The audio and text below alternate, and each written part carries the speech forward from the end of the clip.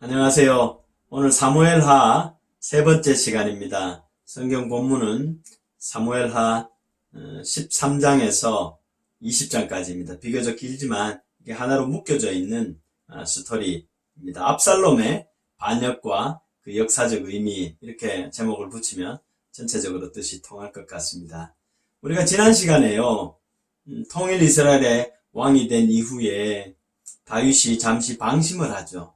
그래서 전쟁터에 나아가지 않고 왕궁의 지붕을 거닐다가 목욕하는 여인 바세바를 보고 그만 그 욕정을 참지 못하고 그와 동침하고, 또 그가 임신하니까 그 충신 우리아가 그 남편이잖아요. 그 남편을 비겁한 방법으로 적의 손에 의해서 죽게 했습니다. 이것이 하나님 보시기에 심히 악한 행위였어요.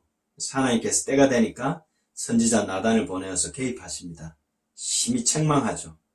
그래서 이렇게 얻은 아들도 며칠 만에 죽게 되고, 하나님 용서하시지만 이제 이 범죄에 대한 공평한 그 징벌이 뒤따르게 될 것이고, 다윗은 그 징벌을 이제 곧 맞이하게 되는데, 그가 생각할 수 없었던 엄청난 일이 그를 찾아오고 있었던 겁니다.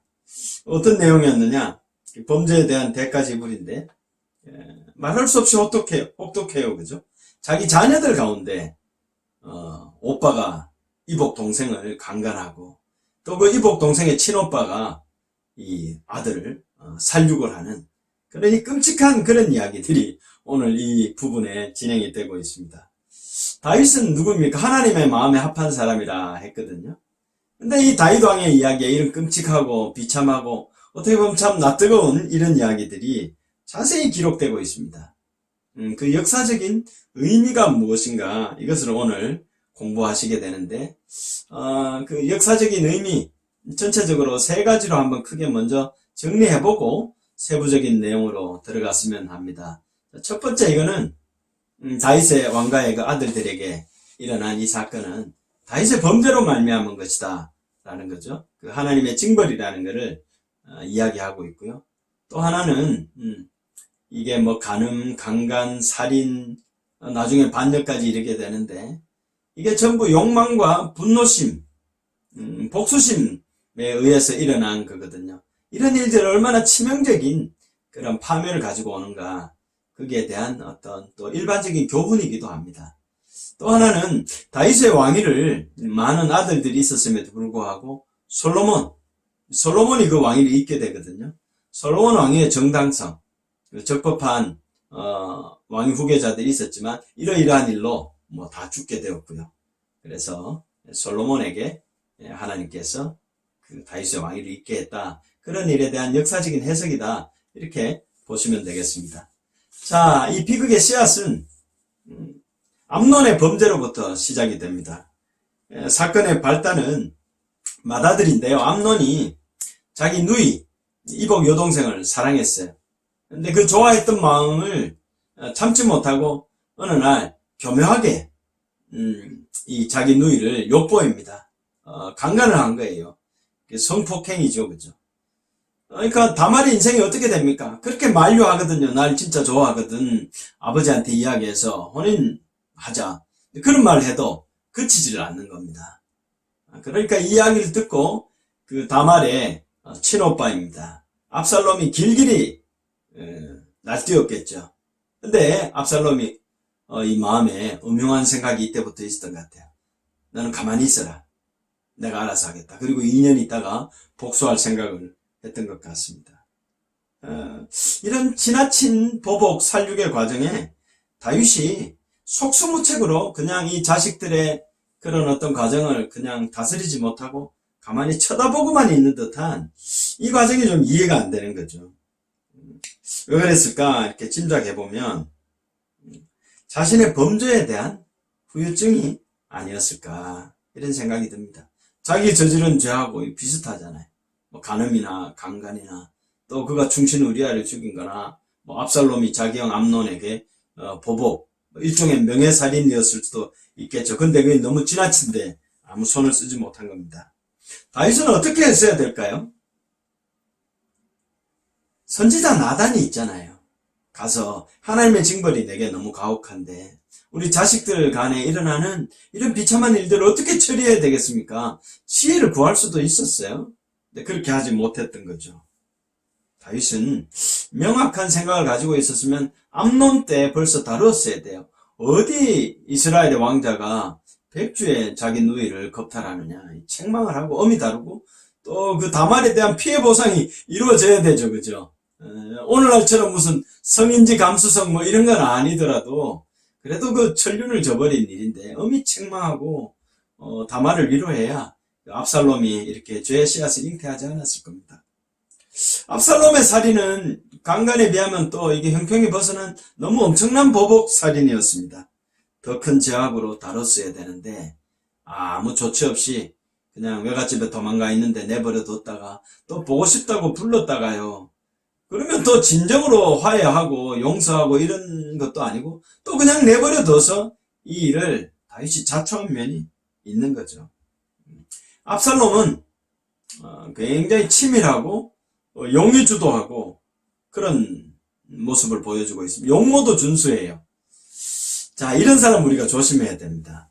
특히 우리 그 딸을 시집 보내려고 하면 사익감이 왔을 때 너무 잘생겼으면 조심해야 돼요. 너무 조건이 좋으면 이 조건에 혹하면 큰일 납니다. 그 사람의 내면을 보고 신앙을 보고 하나님께서 보시기에 합한 사람이라 해야 되지, 사람의 마음이 얼른 탁 좋으면 실수하기 마련이죠. 중요한 거는 믿음을 가졌느냐 그거고요.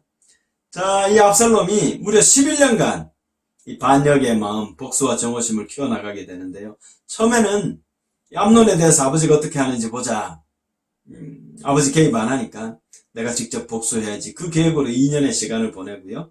그리고 그 술에 자기 외갓집에 도망을 갑니다. 다윗도 이 정략 결혼을 한 것 같아요.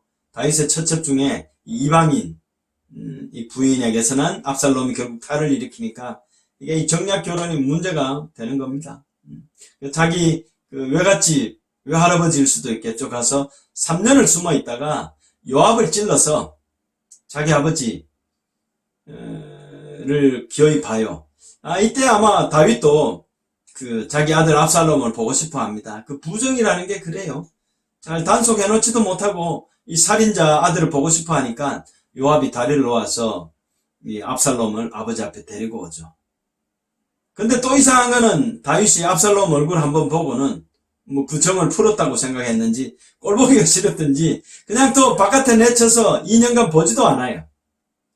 이제는 압살롬이 그 안에 아버지에 대한 그 증오심, 복수심을 가지고 모략을 짭니다. 그래서 뭐 요압의 밭에 불을 질러 가지고 요압이 또 자기 아버지와 이 아들 압살롬의 거짓 화해를 주선하게 됩니다. 압살롬은 머리를 숙이고 다윗은 압살롬을 끌어안고 측은히 여기지만 한 번으로 끝입니다. 이게 거짓 용서, 거짓 화해라는 거죠. 이후로 이제 왕자의 신분이 그렇게 복권이 된 거거든요.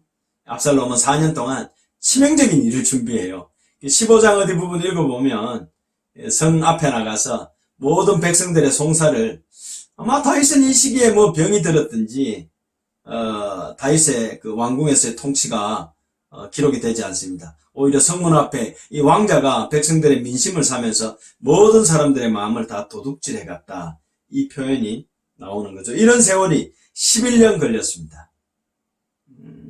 11년 동안 계획적인 살인, 계획적인 모반, 그 증오와 복수심, 용서받지 못한 마음이 자꾸 커져간 거죠. 그 결과 자기 자신과 가정과 온 나라를 파국으로 끌고 가게 되었다라는 거죠.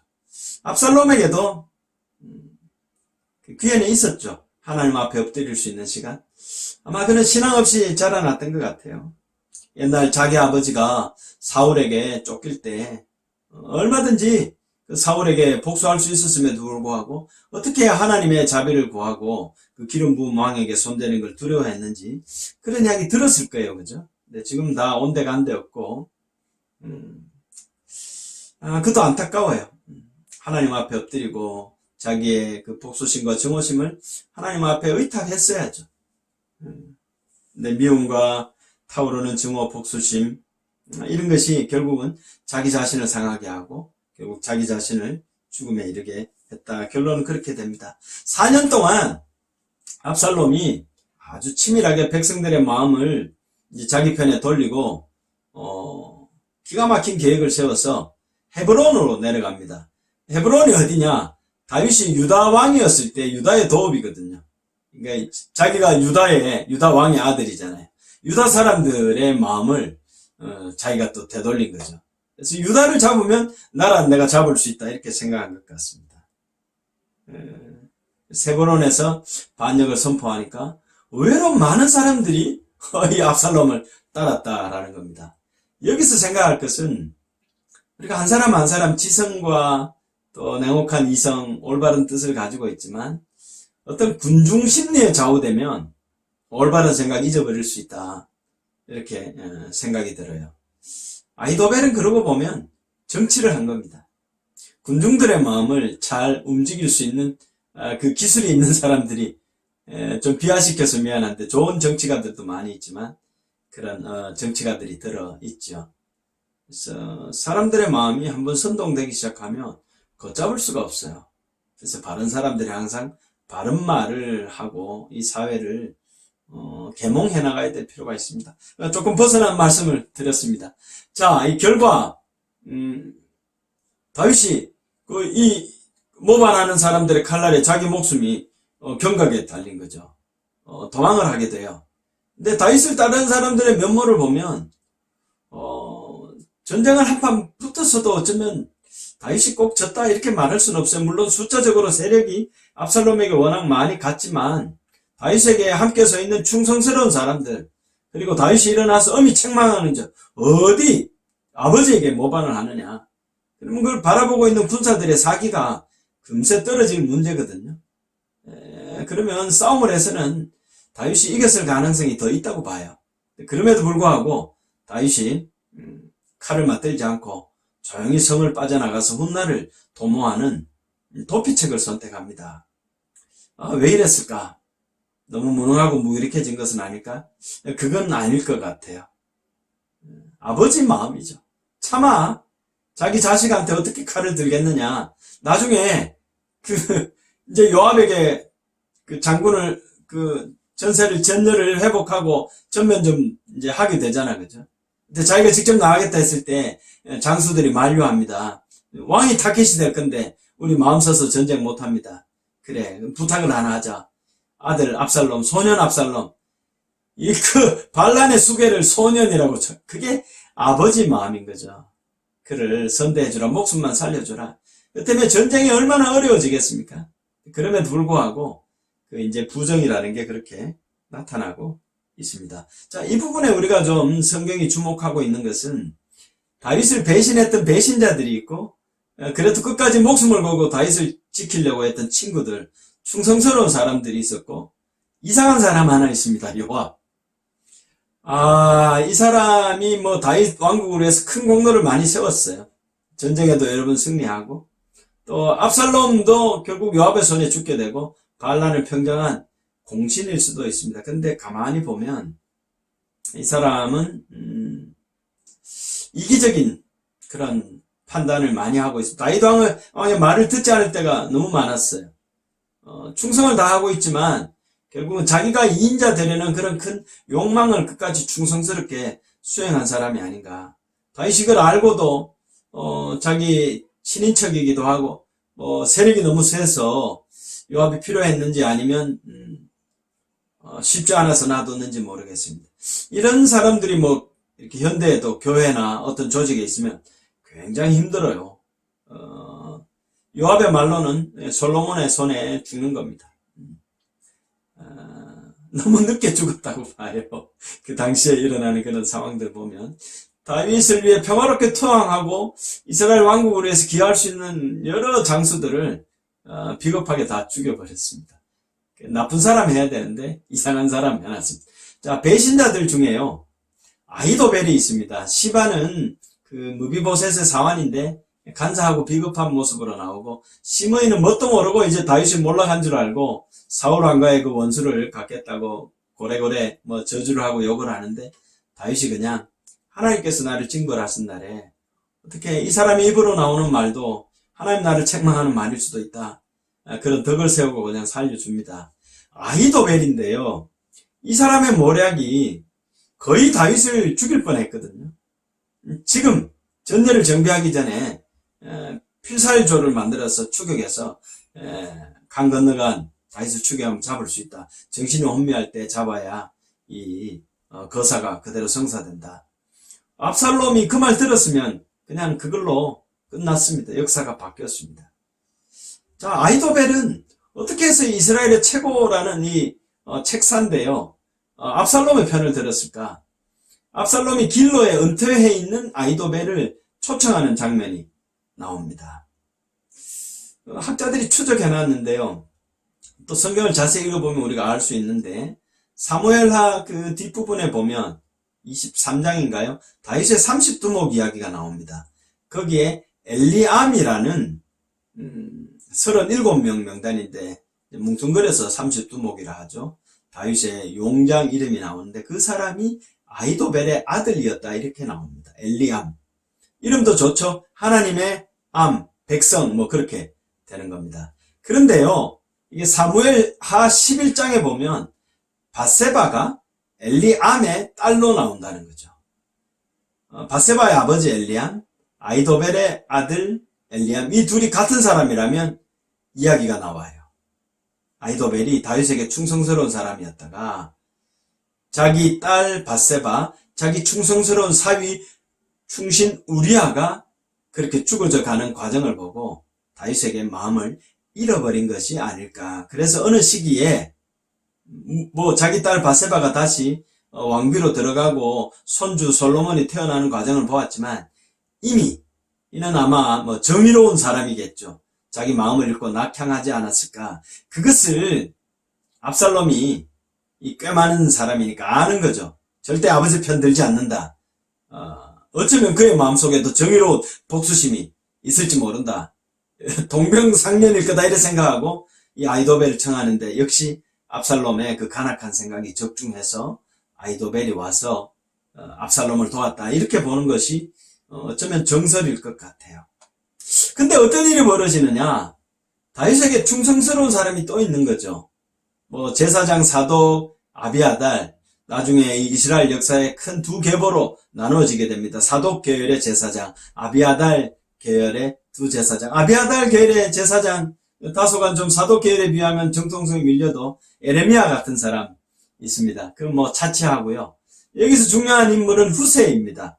후세라는 사람이 또 아히도벨의 그 버금가는 그런 책사였던 것 같아요. 이 사람은 정말 충성스러운 사람이어서 이 모든 과정에 다윗의 죄는 하나님 앞에 용서받은 죄이고 압살롬은 도저히 이렇게 아버지에게 반역을 할 수도 없고 그는 이스라엘을 다스릴 왕제가 아니고 하나님 앞에 기름 부음 받은 사람 아니라는 거 아는 거죠.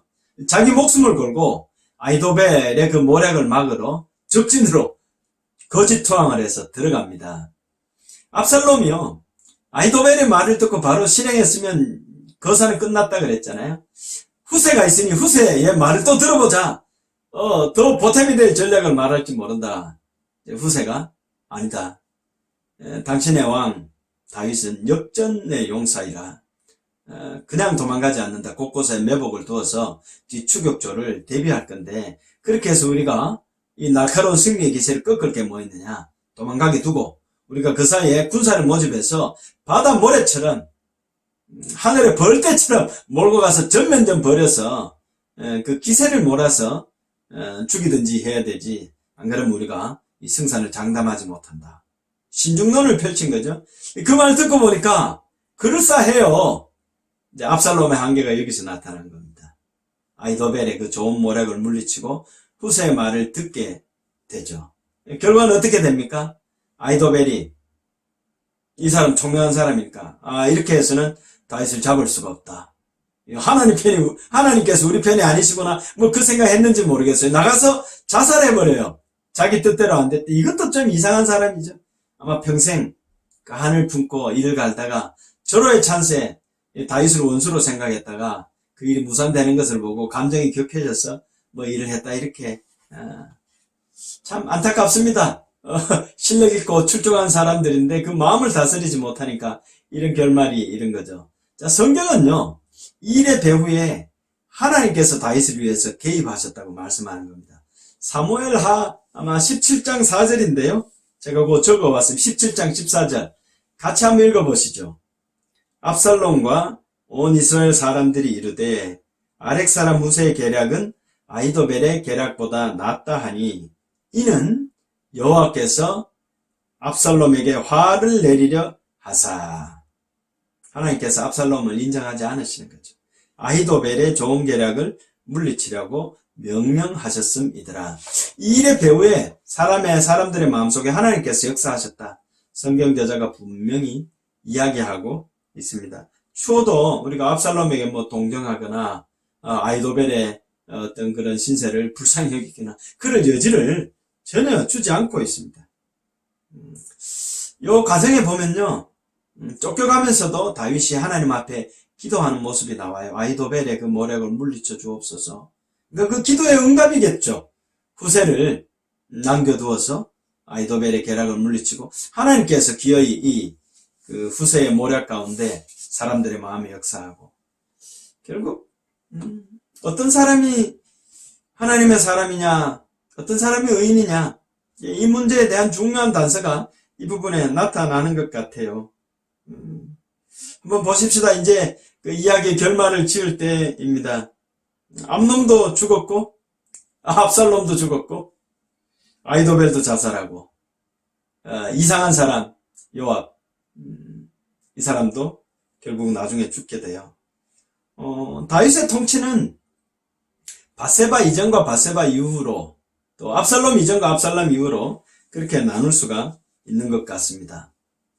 반란이 평정되었지만 다윗은 조금 더 여유를 가지고 민심이 수습되기를 좀 기다리고 그를 도와주었던 사람들을 살피고 또 잔당들 뭐 세바 같은 사람이 한 번 더 반란하는데 그걸 잘 평정하고 성으로 돌아간 그 이야기가 20장까지 있습니다. 이 일 이후에 다윗은 온전히 이 요란한 사건이 다 지나갔으니까 이제 솔로몬에게 자기 왕위를 물려줄 준비를 한 것 같고요. 아직 후계가 확정되지는 않았더라도 하나님께서 그렇게 이끌고 가시죠. 그리고 하나님 앞에 자기 소원을 말씀드립니다. 하나님을 위해서 왕궁을 성전을 지어 드릴 수 있게 해주십시오. 하나님, 네 손에 피가 너무 많이 묻었다. 네 아들, 평화의 아들 솔로몬이 그 일을 할 것이다. 그 이야기 듣고 섭섭한 마음 가다듬습니다. 그러면 내 아들이 하나님 앞에 이 아름다운 성전 봉헌할 수 있도록 그 남은 통치 기간에 힘을 다해서 엄청난 물자들을 준비하잖아요. 그죠? 또 이게 다윗의 역사 가운데에 그 하나님의 마음에 합한 사람으로서의 공적이기도 한 것 같습니다. 자, 이 일의 과정들을 쭉 살펴보았는데 일말에 우리 마음속에 좀 인간적인 아쉬움이 있기는 해요. 다윗은 왜 애초에 자식 농사를 그렇게까지밖에 하지 못했을까? 몇 번의 기회가 있었을 때 왜 좀 더 적극적으로 개입해서 그 일의 충격을 좀 줄이지 못했을까? 그게 좀 아쉽죠, 그죠? 근데 우리는 성경이 뭐라고 말하는지 거기에 귀를 기울이고 해석을 거기서 얻어야 되는 거죠. 성경은 모든 인간이 악하다고 말씀하는 겁니다. 근데 그 악한 중에 자기 자신의 연약함과 저악을 하나님 앞에 고백하고 용서받는 것이 얼마나 위대한가 그걸 이야기하고 있습니다. 그게 의인과 악인의 갈림길이죠. 사울이나 다윗이나 뭐 암논이나 압살롬이나 뭐 다윗이나 다를 바가 없지만 다윗은 하나님 앞에 엎드려서 자기 죄를 자복하고 하나님의 도움을 구하며 하나님의 용서받은 사람이다. 아히도벨이나 압살롬이나 뭐 이런 사람 자기 의를 위해서 자기가 복수하고 자기가 반역을 꾀하고 자기가 자기의 욕망을 성취하려는 그런 사람일 수밖에 없었다. 하나님을 의지하지 않은 사람이죠. 그때나 우리 시대나 모두가 스스로 의롭다고 생각하는 그런 시대입니다. 자기 힘으로 복수하고 스스로 열심을 내고 자기 의를 추구하는 시대입니다. 어떤 사람이 복된 사람이라고요? 다윗처럼 용서받은 인생이 되는 것이 복된 인생이죠. 실패했지만 다시 일어설 수 있습니다. 왜냐? 하나님께서 용서하시기 때문입니다. 굴곡진 시간이 인생 가운데 들어있을지라도 은연하게 다시 일어서는 것이 더 아름답다고 할 수가 있습니다. 실패를 통해서도 시련을 통해서도 우리를 향한 하나님의 그 놀라운 사랑이 변치 않습니다. 그래서 모든 것이 합력해서 선을 이루어서 하나님의 뜻을 성취하게 되는 줄 믿습니다. 믿음으로 또 한 주간 힘을 내어서 살아가게 되시기를 예수님 이름으로 축원합니다. 지난 한 주간도 잘 지냈을지요? 우리 장명주일학교 금강체조를 시작하도록 하겠습니다. 먼저 좌우 흔들기부터 하겠습니다. 하나, 둘, 셋, 넷, 다섯, 여섯, 일곱, 여덟. 자, 깍지 끼시고 하늘 밀게 하겠습니다. 하나, 둘, 셋, 넷, 다섯, 여섯, 일곱, 여덟. 왼쪽 합니다. 둘, 셋, 넷, 다섯, 여섯, 일곱, 여덟. 반대로 할게요. 셋, 둘, 셋, 넷, 다섯, 여섯, 일곱, 여덟. 자, 말아주시고 목 운동 위에서 아래로 누르기 하겠습니다. 하나, 둘, 셋, 넷, 다섯, 여섯, 일곱, 여덟. 자, 아래서 일어요. 둘, 셋, 넷, 다섯, 여섯, 일곱, 여덟. 왼쪽을 먼저 당길게요. 셋, 둘, 셋, 넷, 다섯, 여섯, 일곱, 여덟. 반대로 하겠습니다. 넷, 둘, 셋, 넷, 다섯, 여섯, 일곱, 여덟. 자, 5분 안에 어깨 돌리기 합니다. 짧게 크게 합니다. 하나, 둘, 셋, 넷, 다섯, 여섯, 일곱. 반대로 둘, 셋, 넷, 다섯, 여섯, 일곱. 크게 셋, 둘, 셋, 넷, 다섯, 여섯, 일곱. 반대로 넷, 둘, 셋, 넷, 다섯, 여섯, 일곱, 여덟. 자, 다리를 조금 높게 넓게 벌려서 양 발목을 잡아보겠습니다. 하나, 둘, 셋, 넷, 다섯, 여섯, 일곱, 여덟. 자, 뒤로 갑니다. 둘, 셋, 넷, 다섯, 여섯, 일곱, 여덟. 자, 바로 하시고 무릎 운동 하겠습니다. 앉았다 섰다부터 합니다. 하나, 둘, 셋, 넷, 다섯, 여섯, 일곱, 여덟. 둘, 셋, 넷, 다섯, 여섯, 일곱, 여덟. 자, 이번에는 요 자세에서 스쿼트 자세를 하겠습니다. 깍지 끼시고 앞으로 손을 내미시고 다리를 내려가서 멈춰 보겠습니다. 하나, 둘, 셋, 넷, 다섯, 여섯, 일곱, 여덟. 자, 바로 하시고 이번에는 어깨를 위로 아래로 올렸다가 놨다가 하는 자세를 하겠습니다. 하나, 둘, 셋, 넷, 다섯, 여섯, 일곱, 여덟. 자, 말하시고 손뼉치기 할게요. 하나, 둘, 셋, 넷, 다섯, 여섯, 일곱, 여덟. 한 번 할게요. 둘, 셋, 넷, 다섯, 여섯, 일곱, 여덟. 자, 옆구리 운동합니다. 하나, 둘, 셋, 넷, 다섯, 여섯, 일곱, 여덟. 자, 바라시고 숨쉬기 운동합니다. 하나, 둘, 셋, 넷, 다섯, 여섯, 일곱, 여덟. 둘,